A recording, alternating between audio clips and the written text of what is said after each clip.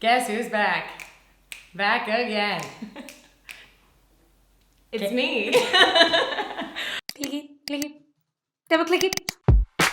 Hey guys, this week on Carrie and Hannah Show You How to Do Things to Faces, we're gonna talk about makeup.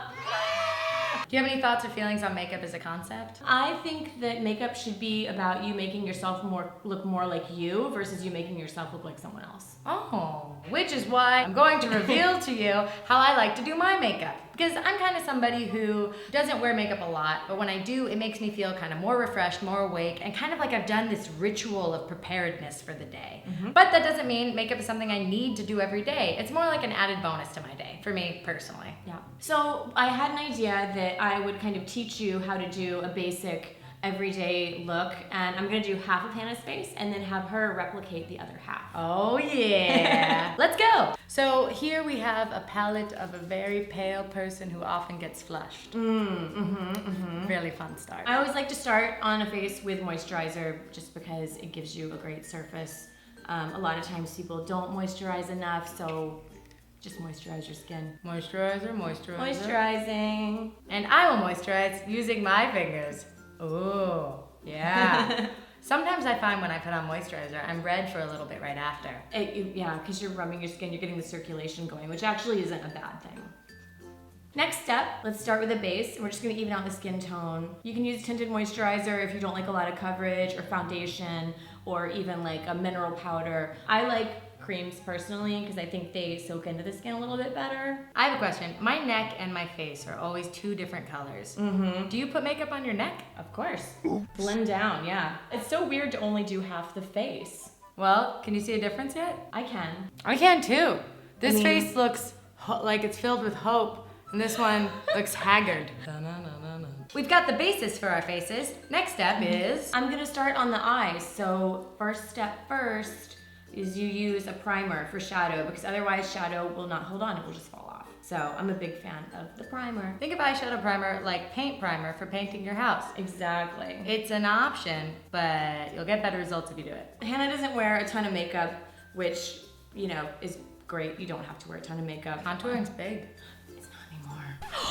It's going out, you guys. I was just about to start contouring.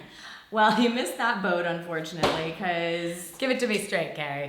You know, things are moving a little bit into more natural looks. Now that we've set the primer on my eyelid, we're gonna apply eyeshadow. Yep, I like a little bit of sparkle, a little bit of shimmer. I'm gonna use this guy, which is just kind of like a nice neutral, sort of with gold undertones, but pretty natural, just to give you a little bit of shimmer on the eye. It's nice, it's subtle, it just kind of makes you look more awake. That's really my It makes only eyes goal. like sparkle more, I think. So I'm just gonna put it on the lid. Just kind of, you can see where the eye actually goes, like sort of this round area. So you just do like a windshield wiper. You don't wanna go too far up, like leave this brow bone clean. You just literally want it on the eye and then kind of blend out the corners. Cool. I like to add a little bit of dimension and create depth by putting a little bit of dark in the corners and blending it in. It's really simple. It seems like way more difficult. So I'm gonna just pick darker. This one's kind of like a burgundy, and I'm gonna mix it with a little bit more of like a brown, but again, it still has sparkle in it, just to keep it like light and young and fresh. Complementary colors, it'll bring out your eye color. Like any sort of like warm brings out cool. So you have light eyes, warm will bring it out, the contrast, it'll pop. God, there's so much to know. There is. I'm just placing it in the outer corner right here. And then I'm gonna go back and blend it. But you wanna get the most of your product right there in that outer corner. So I'm taking a clean brush now and I'm just blending, kind of pulling it in to the center. But mostly you want that dark to stay on the outer corner. And you're just creating depth with light and dark. Whoa, that shit got real. It's real. Perfect. We're curling my lashes, guys, no lies. Wiggle, wiggle, wiggle. Wiggle, yeah, wiggle towards the base, pull up. Mascara is a great substitute for a cup of coffee. It is. Whoa, that does help. Okay, so I'm gonna do a little bit of liner. I'm doing a liquid liner. I like it in a little pot. It's like a gel kind of liner. You can use a felt tip like a pen liner if that's easier for you. I personally like this one. I'm gonna start on the outer corner and I go right to the end of the lash line and then bring it over. Liner takes practice, so don't be too judgmental on yourself if you don't get it right the first time. So, and the other thing is, there's a few different ways for look that you can do. I like to do 3/4 of the eye. I don't line the whole thing into the center. If you're gonna do a really dark smoky eye, by all means bring it all the way in, but we're just doing more natural. So we just wanna like line the lash line. It really just makes the lash line look thicker. You're the teacher, I'm the pupil. And we're gonna do, again, the outer corners. I don't do super heavy, just a little bit. And then kind of bring it. But I heard that when you have like small eyes or whatever, you're not supposed to do underneath because it makes them smaller, right? Or is that Only if you do the whole thing underneath, or if you do the inner wet line, which is like the water line. Yeah. That can make your eyes look really small. Okay, cool. But again, you're working on like creating dimension. So if you do a little bit of dark and then nothing, it creates a little bit of shape. Got it.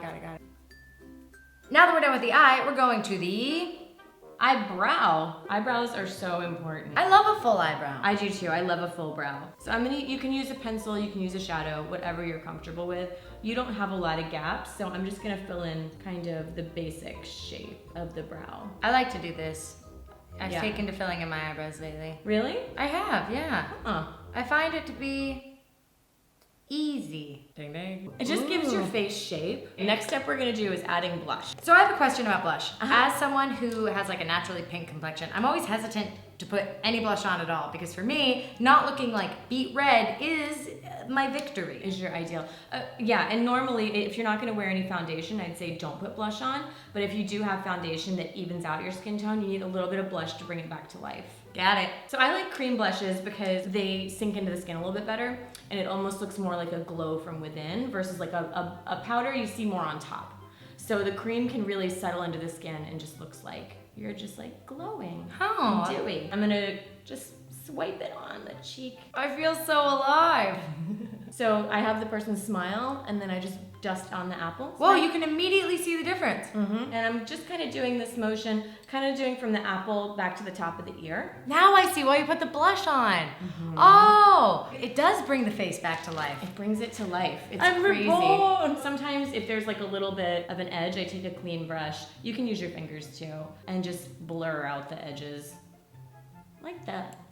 Okay, so we've already done the foundation, the eye, the brow, and the cheek. So for the very last touch, we're gonna do the modern contour. So what I like to do if someone says that they want contouring, but I don't wanna do like a full on. If someone says to you, I want contouring, and you're like, no, you're not. I'm like, no. I'm like, you hired the wrong girl. So I just do like as little as possible, and if they want more, then I add more. So I go in like right in this area. So this is the cheekbone, obviously. And then I'm gonna do a little tap, tap, tap. And then we're just gonna blend this too. And we're just doing on the edge. So we tap, tap, tap, and then use the brushy brush? Yeah. On You just wanna place the color and then blend. Wow. Right at the tip of the face bone thing? Cause this is where the cheek is. So you're trying to create that dimension. Right here? Oh. Like right under here, under the cheekbone. Oh, I don't think I've contoured like this. How have you contoured? Oh, good job, me. So another trick, which I love, is contouring under the jaw, right along here, because it gives you that nice, crisp line for photos. Oh, like literally under? Okay, so I do like a swipe, and then again, you're gonna blend. And you just want that, you make sure you really blend it out though. Anytime you put dark and light next to each other, it creates a shape. So think of like a ball that's lit, like a ball that's round that's lit. One side has shadow and the other has light, and that light and shadow creates the dimension. Within every shadow, there's a light. Yeah, and then I'm gonna put a little bit of highlight on top. And this is just gonna catch the light. Oh! This is like sorcery. It's just a play on shadow and light. Look at this. That's amazing. Cool. What? And it's subtle. It's subtle, but like it's natural enough, right? I mean, yeah. And last but not least, a quick powder to set the makeup. And I dab instead of brushing. A little dab will do ya. You can really see a huge difference. This hand is like, hey guys, what's up? This hand is like, oh hey. hey. Okay, so do you feel like ready that you can redo what we just did on the other side?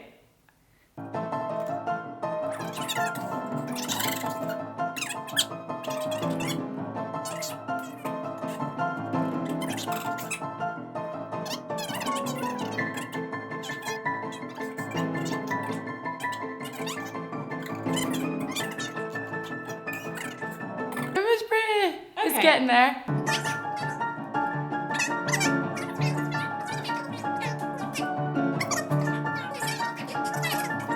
Ow, ow.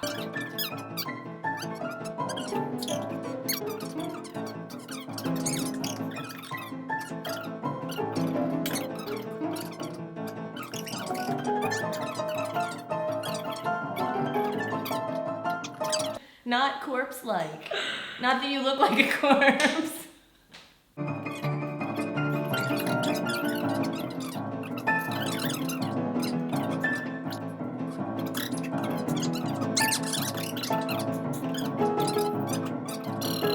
Hot. Et voila! Oh my God, you can hardly tell the difference if you're not really looking.